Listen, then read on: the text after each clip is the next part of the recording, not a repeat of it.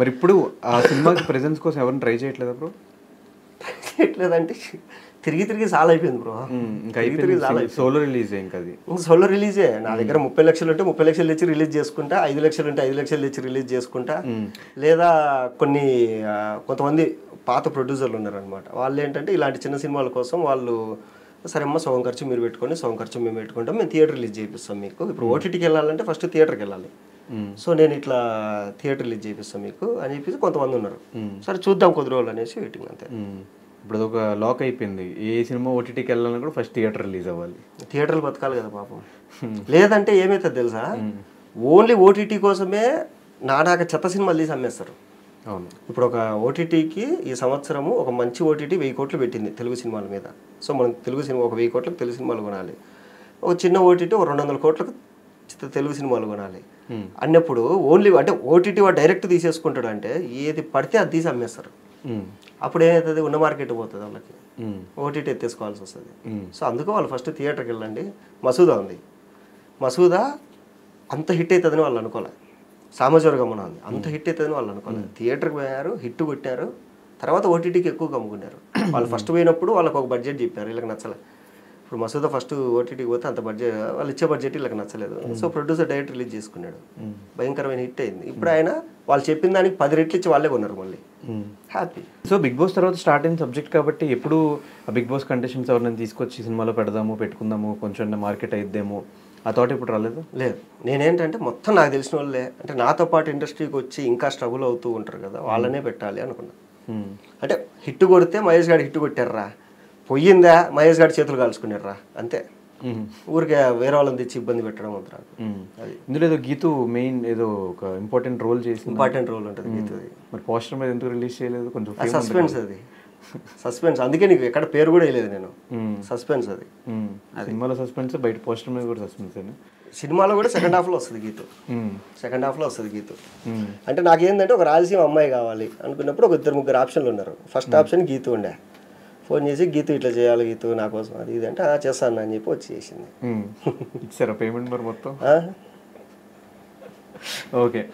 So నేను రీసెంట్గా marriage అయింది కాబట్టి నేను అందరూ వస్తారని ఎక్స్పెక్ట్ చేసా బ్రో, కానీ ఎవ్వరు రాలేదు. దేనికి? ఆ రోజు ముహూర్తాలు భయంకరంగా ఉన్నాయి. ఇంకోటి పెళ్ళి హైదరాబాద్లో కాదు, మా ఊర్లో. మా ఊర్లో ఏంటంటే నాకు ఇది మా చుట్టాలు మా ఫ్రెండ్స్ ఉండడానికే ఒక 40 రూములు కావాలంటే దొరకలే, అతి కష్టం మీద దొరికినాయి ఏదేదో రికమెండేషన్ ద్వారా. నేను పొరపాటున ఇండస్ట్రీ వాళ్ళని పిలిచి వీళ్ళకి నేను బౌన్సర్లను పెట్టి అక్కడ వీళ్ళకి హాస్పిటాలిటీ సరిగ్గా చూసుకోగా ఎందుకు వచ్చిన బాధ. పెళ్లిపీటల మీద కూడా మనకు వచ్చి అన్న అది లేదంట, అన్న ఇది లేదంట, ఎందుకురా హ్యాపీ పెళ్లి చేసుకుందాం అని చెప్పి చేసుకున్నాం. అది కానీ ఎక్కడ రివీల్ చేయకుండా 8 years నుంచి లవ్ చేసుకుంటా ఎలా ఒప్పించారు అసలు? 8 years లవ్ స్టోరీ ఏంటి? ఎక్కడ బిగ్ బాస్లో కానీ ఆ 2 seasonsలో ఎక్కడ రివీల్ చేయలేదు. సడన్గా ఒక ఫైన్ మార్నింగ్ ఇలా నాకు ఇవాళ పెళ్ళి ఉంది అని ఫోన్ చేసి షాక్ అవ్వరు ఎవరో ఎవరు? అంటే నాకేంటంటే పర్సనల్ లైఫ్ ప్రొఫెషనల్ లైఫ్ అని 2 ఉన్నాయి. ఇప్పుడు నేను ఇంట్లోకి వెళ్ళా అంటే సినిమాల గురించి ఎక్కువ మాట్లాడుకోను. ఇంట్లో వెళ్ళా అంటే ప్రశాంతంగా నా ఫ్రెండ్స్ ఉన్నారు, వాళ్ళ దగ్గర పోయినా అంటే సినిమాల గురించి ఎక్కువ మాట్లాడుకోను. అంటే సినిమాల గురించి మాట్లాడే ఇండస్ట్రీ ఫ్రెండ్స్ ఉన్నారు. ఇది కాకుండా నాతో పాటు చదువుకున్న వాళ్ళు మేమంతా కలుస్తాం కదా ఎప్పుడన్నా, అప్పుడు సినిమాల గురించి అసలు టాపిక్లే రావు. వాళ్ళు ఏం అడగారు, నేను కూడా ఏం చెప్పను.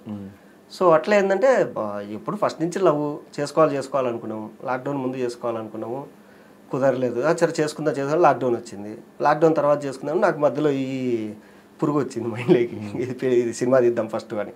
సరే ఇది అయిపోయినాక చేసుకుందాం అనుకున్నా. ఆ సినిమా తర్వాత ఏంటంటే రిలీజ్ చేసుకున్నాక చేసుకుంటా బాగా అనుకున్నా. అది కొంచెం డిలే అవుతా అంటే సరే మా అమ్మ వచ్చేసి అది ఎప్పుడైతుందేమో ఫస్ట్ నువ్వు పెళ్లి చేసుకోవాలని చేసుకున్నాం అంతే. ఏంటి లవ్ స్టోరీ ఏంటి? లవ్ స్టోరీ ఏం లేదు. నేను హైదరాబాద్ ఎక్కువ తిరిగాను కదా, బెంగళూరుకి వెళ్ళి తిరిగేవాడిని. మొత్తం నాతో పాటు చదువుకున్న వాళ్ళంతా బెంగళూరులో సెటిల్ అంటారు. మా చెల్లెలు బెంగళూరులో ఉండేది. సో అక్కడికి వెళ్ళి తిరిగేవాడిని. అక్కడ పరిచయం అయింది. పరిచయం అవగానే చెప్పిన లవ్వులు గివ్వులు నాకు రాదు, నాకు ఇవన్నీ పెళ్లి చేసుకుంటా, నువ్వు ఓకే అంటే పెళ్లి చేసుకుంటాను. కానీ అదేంది సడన్గా అనింది. అప్పటికి ఇండస్ట్రీలో కూడా లేవు కదా బ్రో? ఉన్నా, ఇండస్ట్రీలో ఉన్నా, స్ట్రగ్లింగ్ పీరియడ్ అయితే 2017 ఆ టైంలో. అప్పుడు కాబట్టి సినిమాలు చేసిన సో ఇట్లా చేసుకుంటా అన్న. సరే ఓకే అయింది. నేనైతే కన్ఫర్మ్ చేయను, అది సరే నీకు ఇష్టమైతేనే చేసుకో, బట్ నాకైతే ఏంటంటే లోపల ఆ ఫీలింగ్ పెట్టుకొని బయట నీతో నేను ఏదో కుళ్ళు జోకులేసి అవన్నీ చేయను, సో ఇది అని చెప్పిన తర్వాత మెల్లమెల్లగా తర్వాత ఆ అమ్మాయికి నచ్చిన తర్వాత సరే అని చెప్పి వాళ్ళ ఇంట్లో మా ఇంట్లో చెప్పాం. చెప్తారు వాళ్ళు ఎప్పుడో చేసేసుకోమన్నారు. అసలు ఎప్పుడో చేసేసుకోమన్నారు, నేనే డిలే చేసిన, చేసుకుందాం నిదానం చేసుకుందాం అని అట్లా. ఇదిగో 30 దాటిన తర్వాత చేసుకుందాంలే నెమ్మదిగాను. ఆ మధ్యలో అసలు ఈ లాక్డౌన్, ఈ సినిమా తీయాలి ఇవన్నీ లేకుంటే ఎప్పుడో చేసేసుకునిందాం అయింది. కానీ ఎక్కడ రివీల్ చేయలేదు, బయట ఎక్కడికైనా ఫంక్షన్స్ తీసుకురావడం కానీ, పార్టీస్ తీసుకురావడం కానీ, సినిమా ఈవెంట్స్ తీసుకురావడం కానీ ఎక్కడ చేయలేదండి బ్రో? ఎందుకు ఇష్టం లేదు అంతే. ఎవరికి చెప్పలేదు ఎందుకు అసలు? ఎవరు చెప్పలేదంటే నేనే 24 గంటలు ఫోన్లో ఏం మాట్లాడిన, ఎప్పుడో ఒకసారి మాట్లాడేది. ఎందుకో చెప్పాలనిపించలేదు అంతే. ఇప్పుడు నీకు కొన్ని కష్టాలు ఉంటాయి డార్లింగ్, నువ్వు కనిపించిన ప్రతి ఒక్కడే చెప్తావా? లేదు. పోనీ నీకు ఏదైనా గుడ్ న్యూస్ వచ్చింది, కనిపించిన ప్రతి ఒక్కడే చెప్తావా? చెప్పవు కదా. బట్ అట్లీస్ట్ మ్యారేజ్ ఇట్లా నేను ఒక కమిటెడ్ రిలేషన్లో ఉన్నాను, లేకపోతే ఆ రిలేషన్ అమ్మాయిలకి చెప్పేవాడిని, నన్ను ఎవరిని గెలికితే చెప్పేవాడిని, నాకు ఆల్రెడీ కమిటెడ్ అమ్మా అని చెప్పేవాడిని. ఎలా ఉంది మ్యారీడ్ లైఫ్? మ్యారేజ్ తర్వాత ప్రశాంతంగా ఉంది, హ్యాపీగా ఉంది. అందరూ చూసే ప్రాబ్లమ్స్ ఏం ఫేస్ చేయట్లేదు? ఏం లేవు. అందరూ అంటారు కానీ అవి ఊరు కామెడీకి చెప్పుకునేవి అవన్నీ. అసలు పెళ్లి చేసుకుంటే ప్రాబ్లం అంటే ఎవడు పెళ్లి చేసుకోడు కదా, అందరూ చేసుకుంటారంటే ఏమని? నీ ప్రతి సీజన్కి ఇంతమందికి పెళ్ళిళ్ళు అవుతున్నాయంటే మామూలు ఏది జరగాల్సింది అది జరగాలంతే. నీకు సక్సెస్ అనేది, డబ్బులు అనేది ఈరోజు వస్తుంది రేపు రాదు, అది ఎప్పుడు వస్తుందో తెలియదు, ఏ టైంకి అది జరిగిపోవాలంతే. అంటే ఇప్పుడు మైండ్ సెట్ కానీ, ఫినాన్షియల్గా కానీ, రేపు సినిమా రిలీజ్ అయ్యే టైం కానీ ఇదంతా ఇప్పుడు బడ్జెట్లో అంతా ఎలా మేనేజ్ చేస్తున్నావు? అసలు డబ్బులు ఉన్నాయా లేవా? అసలు బ్యాంక్ బ్యాలెన్స్ ఎలా ఉంది, పరిస్థితి ఏంటి? ఇప్పుడు ఇది ఒక కూలి పనికి వెళ్ళేవాడు పొద్దున్న కూలి పనికి వెళ్తాడు, కూలి పనికి వెళ్ళి పొద్దునంతా పని చేసి సాయంత్రం వచ్చి ఒక 1/2 కిలో రైసు, ఓ 2 పచ్చడి ప్యాకెట్లు, ఓ పెరుగు ప్యాకెట్ కొనుక్కొని అన్నం పెట్టుకొని తిని పండుకుంటాడు. నాకు ఇప్పుడు ఏంటంటే పరిస్థితి, ఏదైనా ఛాన్స్ వచ్చిందంటే వెళ్ళాలి, ఒక 10 రోజులు షూట్ చేసుకోవాలి, ఆ డబ్బులు వచ్చిందంటే అది తీసుకొని వచ్చి సినిమాకి పెట్టుకోవాలి, ఇదే ఉంది.